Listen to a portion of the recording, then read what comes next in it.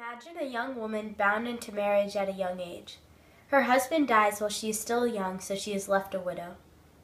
Everyone in her life turns on her. Now, it is perceived by the rest of the village that her husband's death is solely her fault, no matter what he died from.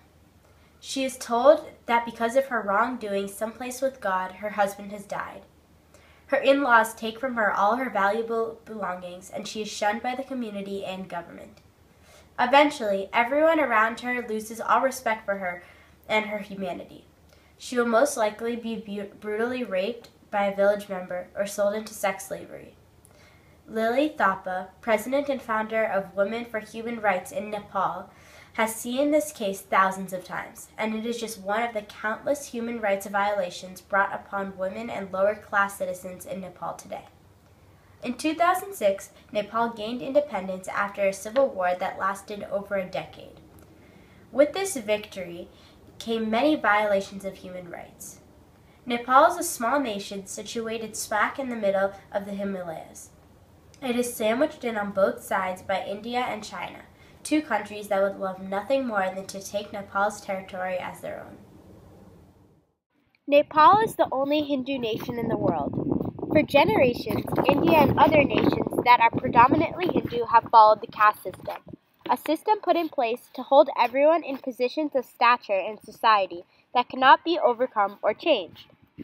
As much of the world has modernized and eventually rejected this as a social norm, the caste system is still a prominent problem and human rights violation in Nepal today. Accompanying the caste system came with remarkable violations of human rights against women. The caste system is indigenous to Hindus. It was introduced in India soon after the Aryan invasion. Caste gave some people rights and privileges that others did not have. Rig Veda, a group of poems first recited in India in 1500 BCE, spoke of the four castes. The lowest group of people, who are not even considered a class, are the untouchables. They are also known as the slaves. They perform jobs that are unsuitable for all others. Shudras were the next lowest class. They were the servants or farm workers. They did not own land, and the majority of the populations were members of this class. Next were the Vaishyas. They were the craftsmen, farmers, and traders. There were also many of them. Kshatriya were the warriors and were members of the third caste. Although women could not be warriors, they were to be Kshatriya.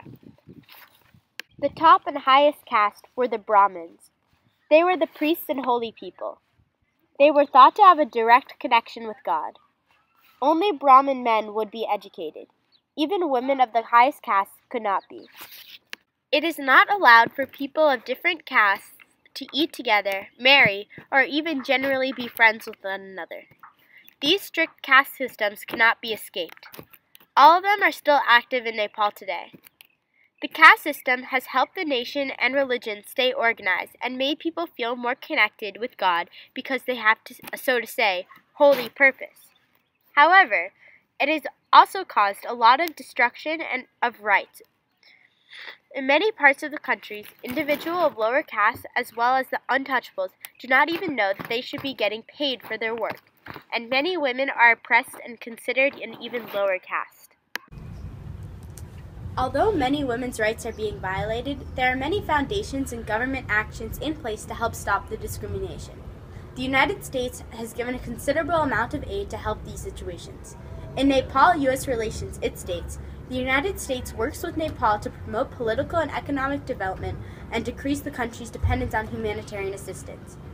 Recently, the Nepal Women's Rights Foundation has been successful in bringing awareness to this prominent conflict and problem. They have worked in small groups to get laws passed to protect women. Although the issues are still there, these laws form a foundation for education, especially in places where women's rights are desperately needed. Laws passed in 2002 legalized divorce in certain situations, under certain circumstances, as well as increased punishment for rapists. Previously, there was little to no police action taken against rapists. These laws give women much more equality than they had before. However, there's still a long road ahead. Women could still not generally get a divorce, and if anything goes wrong in their marriage, it is always their fault. Nepal is a strong nation, rich in culture, and it could improve the lives of its citizens easily. There are many ways in which the human rights violations currently being faced in Nepal could be fixed. The first way would be to establish a strong government system. The Nepali government is very weak right now because it has been going through a civil war for the last 10 years. Because of this, the government is so weak that it is hard to get laws passed and gain focus for a certain subject or cause. Next, the government could start putting it in the minds of young girls and boys that women and men are equal and should be treated with equality. If women nationwide start to believe that they deserve equal rights, then the government will have to fall into play and address this issue. Lastly, the Nepali government needs to purge itself of the caste system. Although the system is a way to stay in touch with the original culture, the system does not promote developing of a country and has not grown to accept more human rights policies. The caste system promotes slavery, inequality of women, as well as social gaps that cannot be crossed. Once an individual is born, they may never leave their specific caste. Eliminating this form of the caste system would also eliminate the human rights violations in Nepal today.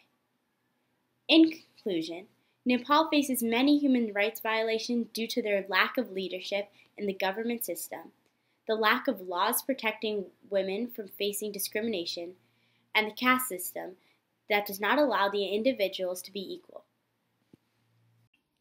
Nepal violates the 7th article of the Universal Declaration of Human Rights, which states, "All are equal before the law and are entitled without discrimination to equal protection of the law. All are entitled to equal protection against any discrimination in violation of the Declaration against any."